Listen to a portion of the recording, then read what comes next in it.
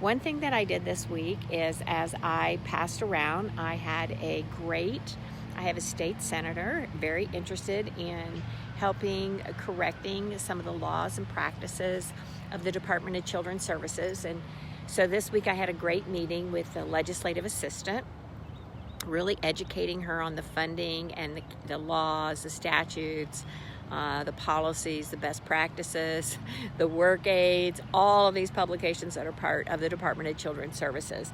And I also talked to her about the money. And so for her, I put together this chart I want to show you because it's very, very, very telling. Hey, all right, Judith, can you guys hear me? Can you hear me okay? They're like cutting down like trees right behind me, right back there. I can't see them, but can y'all hear me? All right, so I'm going to turn the camera around because I have some sheets and some charts and numbers I'm going to show you. And so we're going to turn around and look at them if you're ready. I also have some very interesting reading for this weekend. I'm going to try to get through it and maybe join you again before the weekend's over. Okay, so we're going to turn the camera around. Are you ready? Get my finger off of the lens. Okay, so here's what I've done. Okay, so the Tennessee Department of Children's Services. So I went to the Tennessee checkbook, and we have this awesome thing in Tennessee, and sometime I just need to probably do a little screenshot and show you how to do this. Anybody in the state of Tennessee, and I would say in many of your states you have this as well, but you can go to Transparent Tennessee and you can search the checkbook and it takes you to this Edison portal, right? And so this is DCS spending. Now I just took the month of June because it does every month for you, and then it does like every year of that month. It's just an odd way that it does it. It's not very, makes it a little cumbersome to look at, but it can be very telling. So I just took the month of June, and here's what I did. I started with 2013. So I have 2013, 14, 15, 16, 17, 18, 19, and 20. So here's what I want you to notice. This is just the month of June now. So you can pretty much multiply this times 12.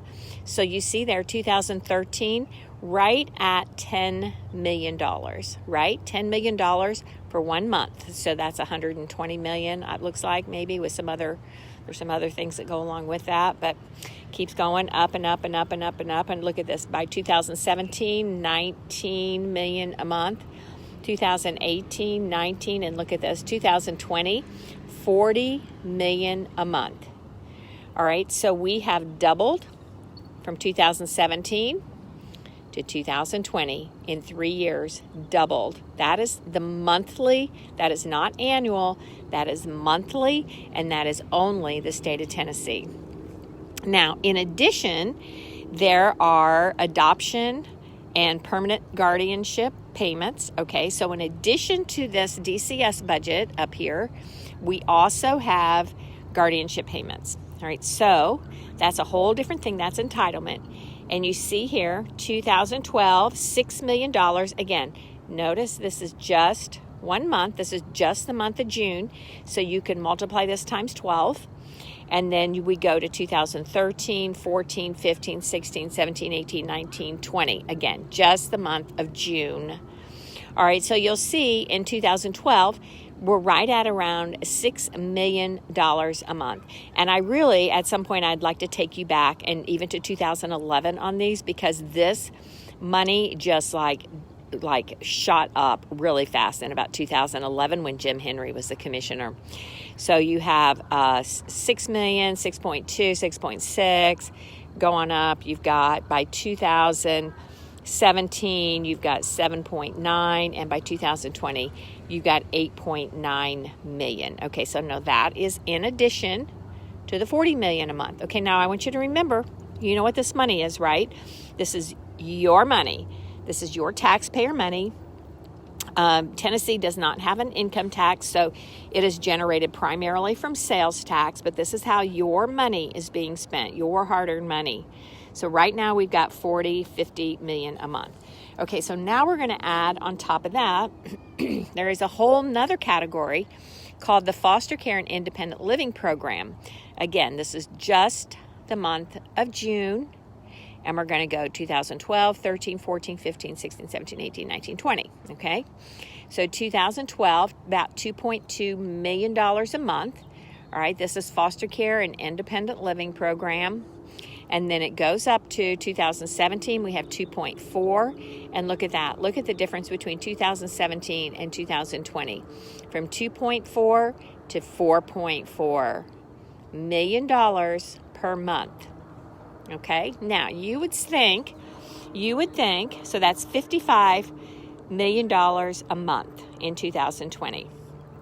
How do you find Connecticut? Okay, so Mary, the way we search it is we search Transparent Tennessee. So you might want to search Transparent Connecticut and see if you can find something very similar. Okay, so $55 million a month of your taxpayer dollars. Okay, now you would think especially, we're looking here, huge jumps between 2017 and 2020, right? You would think, oh my gosh, well, we must be doing a stellar job because we got all this money. And, I talk about how DCS goes in and wants an extra $50 million every year. And they come in and they say, oh, our caseload's too high. Our social workers aren't getting paid enough. The problem is they are wholly incompetent. They're wholly incompetent and they don't use their money well. Somebody needs to do, I know like industries can do like an audit of productivity. They need to do productivity audits on this agency because it's so bureaucratic. It's so cumbersome in just the way it operates. Okay, so now we're going to go to a kidscount.org. Now, kidscount.org is a really, really cool website, data collection center for everything about kids, okay? So you can look up any state on here, and I recommend you do it and start gathering some data for your own state as you start looking at the budget. So you go to so I went to this data center here, and it's for the state of Tennessee, right? I went to Tennessee. So here's our chart. Substantiated child abuse neglect cases in Tennessee. Now, so first of all, I want to tell you what substantiated means. Substantiated means that the agency has substantiated abuse by a preponderance of the evidence. So these are not adjudications. A lot of people do not appeal their substantiations. They don't understand it. DCS doesn't really explain that to people. I think it's a horrible system that should really be done away with, because if they need to take it to court, they should just take it to court, because the substantiation is an interagency, which is all lopsided, and there's such a conflict of interest there anyway. I don't even think they should be able to do it, and ultimately maybe we can get rid of that. But these are basically child abuse that the agency substantiates itself, okay? So, it's like you want to give yourself a grade on how well you do at something, you do it internally, right? Okay, so this is substantiated. Now, remember, we've doubled our budget, particularly between 17 and 20, all right? So let's just look here. This is the number of substantiation. So 2011, you see this, 7,200, 73, 8,000, 8,700, 2016, 17, 18, 19, and 20. Okay, now remember, between 2017 and 2020, the amount of money that we spent in Tennessee doubled. Okay, well, it's not because we had double the amount of substantiations, is it? Nope. Between 2017 and 2020, the numbers actually went down. All right, so let's look at the next category. These are the reported child abuse cases. So these are the call-ins to the hotline. And again, Tennessee. So we're going to go from 2011 all the way up to 2020. And let's just look here. So 2011, 62,000. It goes all the way up in 2015 to 71,000, 2016, 73,000, 70. And then look, 2020, it's down to 67,000. So from 2017 to 2020, it actually went down by 5,000. Do you see that? And yet the money doubled. The money spent, our tax dollars spent by the Department of Children's Services doubled. That is the number of reported child abuse cases, right? Okay, you ready for the next category? Children who are confirmed by Child Protective Services as victims of maltreatment. Now, this is another category that we don't really know how they define it. This is not necessarily an adjudication. This is probably a substantiation, and you'll see the numbers vary a little bit, so it's kind of hard to tell why the numbers vary. This is Tennessee. Again, we go 15, 16, 17, 18, and 19, but you will notice there, Between 15 and 19, it actually went down, okay? It went down. 2017 to 19, it went up a little bit, but it shows that it is not it's not double. It's not outrageously high like you would think if they're going to spend twice the money. All right, commitment to state custody in Tennessee. These are kids committed into custody. And again, Tennessee, 2011, 12, 13, 14, 15, 16, 17, 18, 19, and 20. And let's look at the numbers.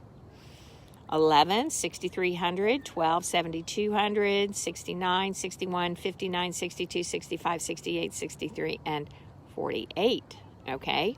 So, between 2017 and 2020, it actually went down, right? It went down. And so then remember, the budget doubled. The budget doubled. The amount of money they asked taxpayers to pay to the Department of Children's Services doubled, and the numbers went down. All right, let's look at the next category. Remaining in state custody. Now, these numbers, again, a little tricky because there is kind of like a date. I think it might be the fiscal year date of June the 30th. I've also heard before that it's September 30th where they take account of the kids in custody.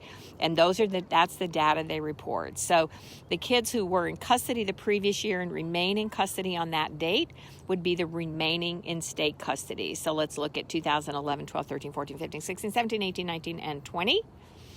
And we have 77, 85, 84, 8,000, 88, 78, 85, 86, 9,000, 8,700. So again, let's look at 2017 to 2020. And it does not look like it's double there, does it? Nope, it is not double.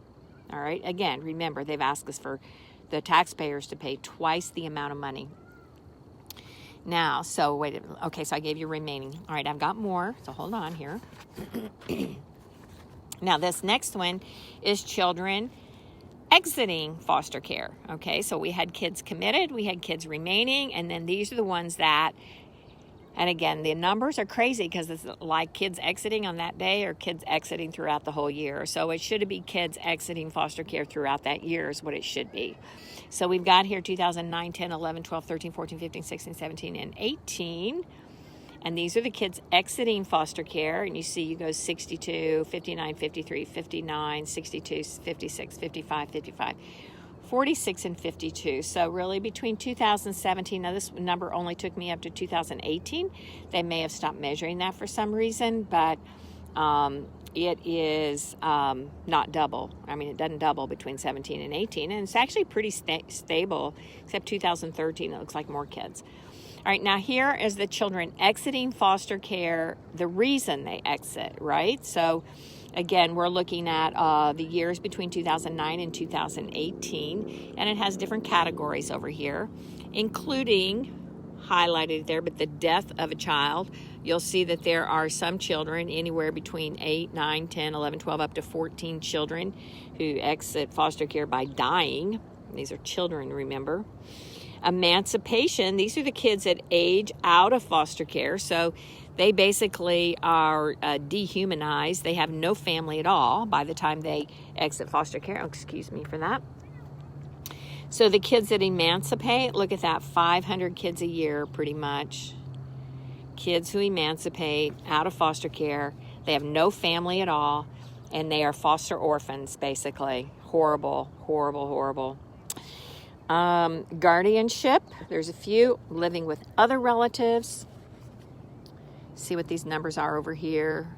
Living with other relatives, what's the percentage there? 18%. All right, now it goes to the next page, so bear with me.